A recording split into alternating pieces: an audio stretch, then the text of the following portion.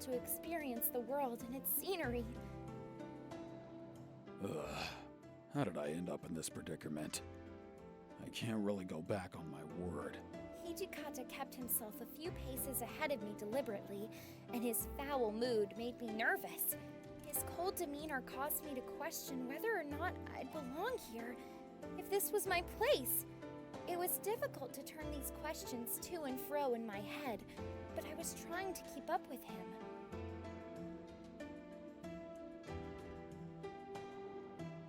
Someone called out as we passed a tea shop. Commander, there you are. I have a report for you, sir, that needs to be disclosed as soon as possible. If this person referred to Hijikata as commander, then he must be a Shinsengumi member. He whispered the report into Hijikata's ear. The man's words caused Hijikata's face to turn blank, and he looked at me to speak. I have an urgent matter to attend. I'm entrusting you to stay at the shop and ask about Kodo. Huh? But then I'd be by myself. Would that be all right with you? In response, Hijikata gave me an examining glance, as if to probe all my hidden thoughts, then looked down at me while asking. Did you plan on joining me just so you could run away? When his eyes met mine, the pit of my stomach dropped, turning cold from nervousness. No! Of course not! Then don't bother me with stupid questions. You are to do as you are told. Then you wait. Got it?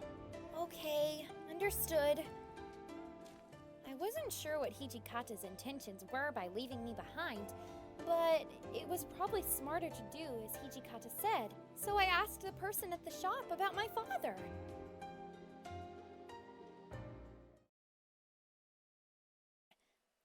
Okay, where to start? I asked customers that wandered in and out of the store, politely grabbing their attention. Unfortunately, it seemed like no one knew anything about my father's whereabouts. My tea became cold, the little leaf flake sinking towards the bottom of the cup, and I sighed. All right, the Shinsengumi is here to conduct a search. Everyone remain calm. Who owns this place? I recognized the shouting man by his familiar corpse uniform as he barged into the shop. It was Takeda, the captain of the Shinsengumi's 5th Division. What could he be doing here? Excuse me, but I'm the owner of this store. What's the meaning of your business here? The owner's voice was trembling from being intimidated, and Takeda responded forcefully. I shouldn't even have to answer. It's been brought to my attention that you've been allowing Imperial Ronin extremists to conduct their business within these premises.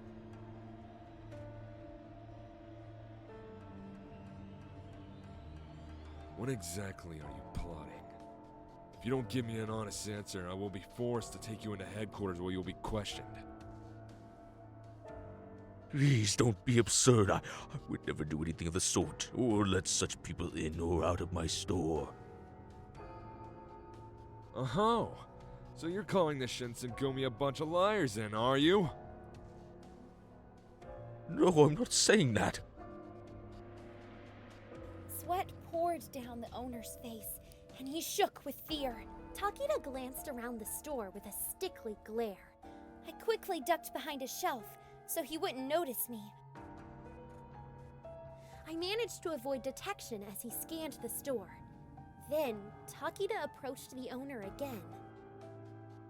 It is in our best interest to allow local businesses to run as smoothly as possible, as you know.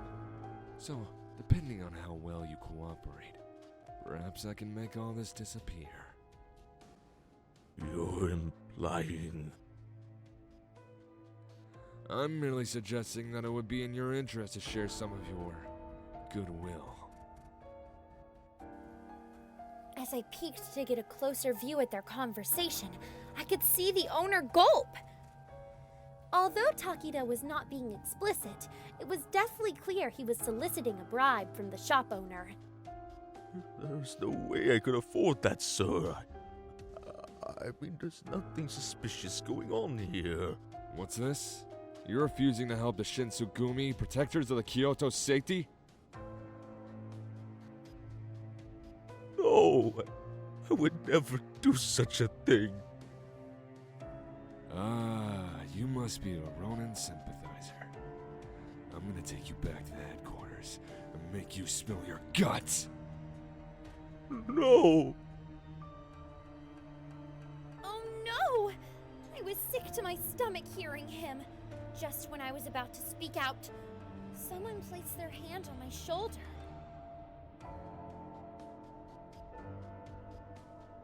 Shh, don't. A girl should not get involved in such a dangerous situation. This man will not hesitate to hurt you, and it will be grave. This mysterious whispered gently into my ear, but I became completely distracted by his perfectly sculpted facial features. His skin looked incredible, fair and soft. He was almost as gorgeous as Hijikata. For a second, I thought he was an actor. He was dressed in expensive, exotic-looking fabrics, leading me to believe he was famous. Don't worry.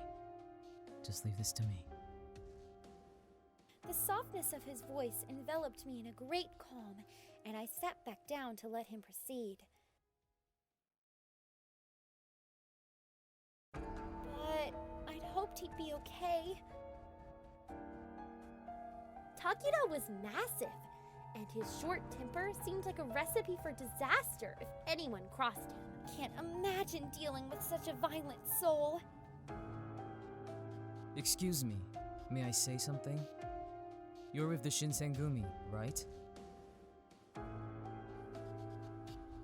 Takeda turned to face the man, staring in disbelief that someone would approach him in such a manner. So? What's it to you? The owner of the shop clearly stated he isn't allowing any Imperial extremists to solicit here. So with what charges do you intend on taking him back to your headquarters, What?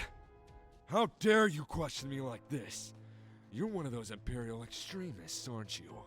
I should have known you'd turn up eventually. The mysterious samurai smiled coolly, and he responded calmly. So, just because I question you, I'm an extremist. I guess a fair investigation is out of the question. Well, you are preventing me from inflicting justice, which is just enough proof.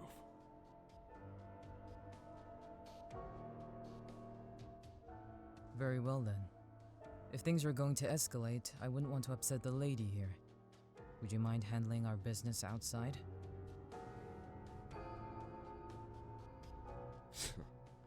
You sound afraid of getting your pretty face all bloodied up. Not surprised. Takeda huffed smugly to himself and waddled out of the store to challenge the samurai. Takeda's smirk remained on his face as the two met each other outside of the store. He assumed an offensive stance and then reached for his katana to threaten him. Or not. Huh? As soon as Takeda moved his hand to unsheath, the samurai intercepted to cover the sword's mouth. Let go! Or else I'll... Oh, don't tell me you really thought you were going to draw your sword, were you? If you were, then things between you and me are going to get serious. And I'm not sure you're ready for things to get serious. The samurai possessed a duality, One side was a soft-spoken, gentle man. The other side, a warrior. Takeda sensed this duality as well, because after the samurai made his claim, he made no movement. Before we knew it, people gathered around the store, murmuring amongst themselves and echoing in general sentiment of confusion and wonder.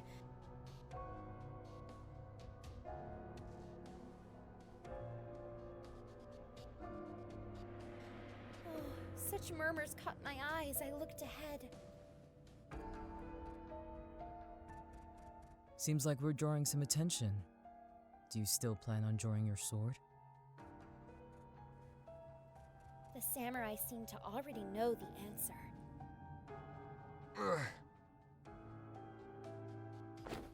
Takeda began to grit his teeth angrily, and he gruffly shook off the samurai's hand. I never forget a face, you bastard. I'll make you live to regret this day.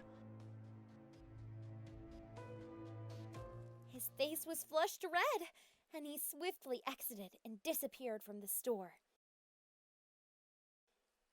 As the tensions deflated, I exhaled in relief that things didn't come to violence. Whew! I'm glad that's over. That could have become ugly. Let's go back inside and check on our friend.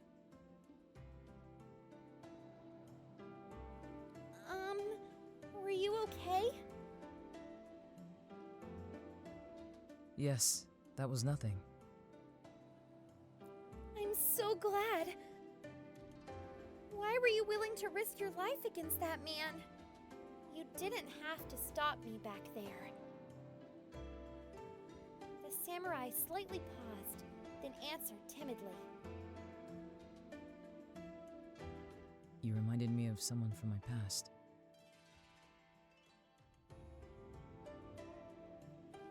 I was perplexed. Me? Yes. You even blushed just like her. He studied my face carefully, his eyes dotting up and down my small face. Although I liked the attention, I still had no clue who this person was or where he was from. I'm sorry. I think you've mistaken me for someone else. I bowed lightly to him, and he looked a little taken aback. Oh, don't worry. It seems that I'm simply mistaken. My apologies. Please, let's return to the tea shop. Your tea and snacks must be ruined by now.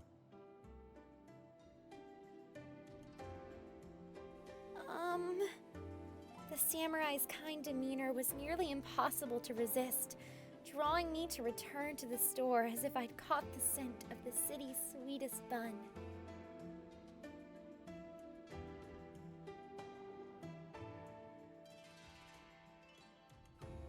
Upon entering, the tea shop owner smiled and brought us freshly brewed tea. Was it you who poured our fresh tea? There's even some sweet bean jelly here.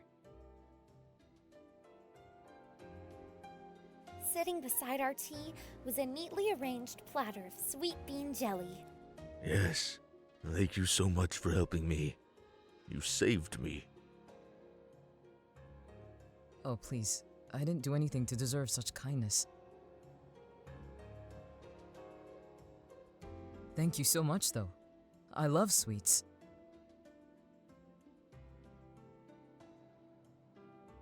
The pleasure is mine.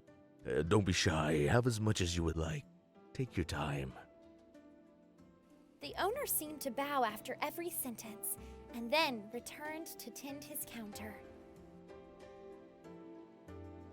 What a generous gesture. Would you like some of my sweet bean jelly? Oh, no, I think the owner means for you to eat all of this. If you say so. Time to dig in.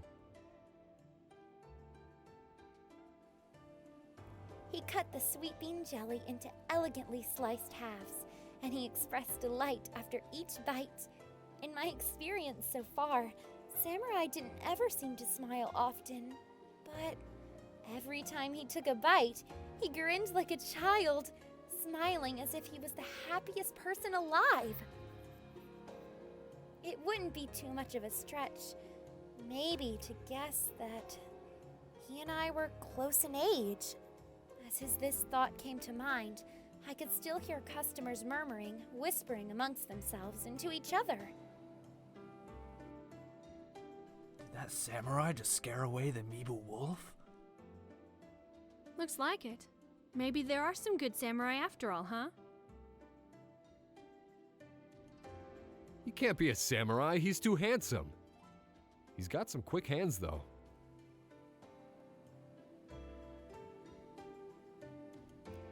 The samurai seemed to overhear their discussion, timidly retreating from his initial enthusiasm. As soon as he finished drinking his tea... Please excuse me. It's time for me to pay my tab. He rushed to get up, but not before slipping me some last words. I'll be on my way now. Please, do be careful and try to avoid trouble, okay? Oh. The samurai fled the store, almost like a dream, whispering around one's mind after awakening. He almost gave me no opportunity to thank him for earlier. I rushed after the samurai. Wait! I chased after him, yelling to catch his attention. Is something the matter? Thank you so much for earlier. You saved me. I didn't do anything to warrant a thanks.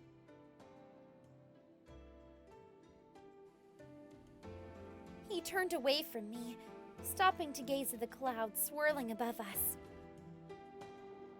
However, it seems like the Shinsengumi's name is dragged through the dirt. If today's incident is any indication, then I can't blame people for having their reservations. Well...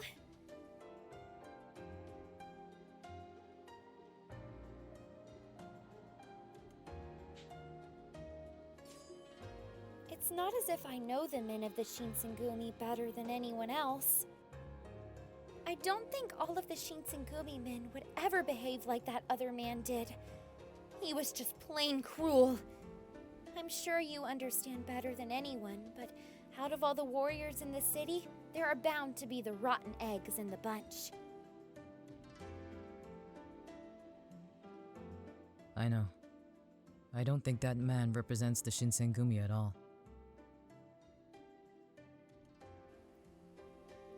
There was a pause in our conversation, and the wind whistled softly in the background.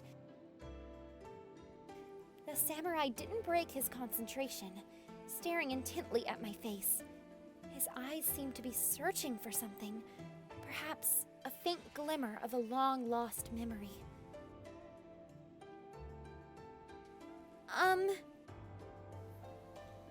If only he could tell me what seemed to be on the tip of his tongue, but he shut his eyes and turned. Well, I'll be on my way now. Oh, sorry for stopping you. Don't worry about it. I'm glad I got to see you, Chizuru.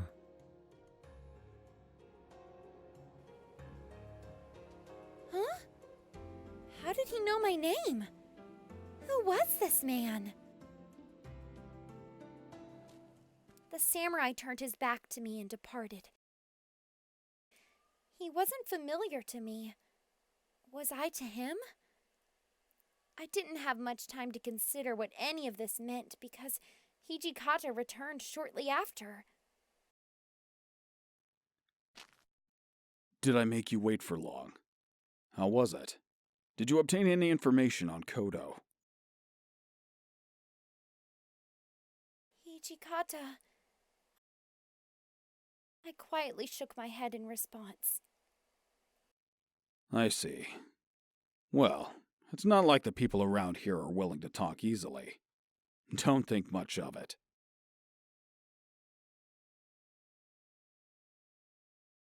As we walked back towards the headquarters, I filled Hijikata in on the earlier proceedings. Takeda did what? Somehow, he was able to contain a palpable rage without lashing out at me. Don't tell anyone what you saw today. And I mean no one. Not even the captains to whom I know you confide. Do I make myself clear? His voice was stern, and I quietly nodded. This doesn't need to be said, but don't ever let your guard down. Especially in front of people you do not recognize. The Shinsengumi has to protect its secrets, sometimes even from its own members. Most of all from that buffoon, Takeda, who knows nothing. I understand. Once Hijikata was convinced of my understanding, he probed more questions. You mentioned a mysterious samurai came to your aid. Please, elaborate. Oh, I forgot to ask his name. What? How the hell am I supposed to thank him? I don't know. It all happened so fast. Well, fine. If you happen to cross paths again, be sure to ask for his name. He curtly muttered, then left me with his last thought. Despite everything, I'm sorry to hear no news of your father came to light. Hopefully Saito or Shinpachi had better luck than you.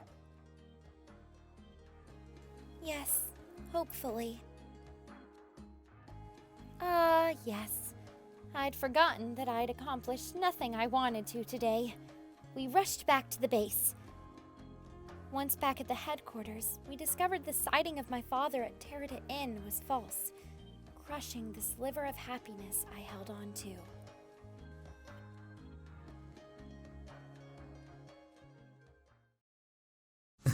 Oh my, so many people are here to see Chizuru. Please support Chizuru and her endeavors by subscribing to this channel and liking the video. A notification bell would help her as well. Thank you for listening to me.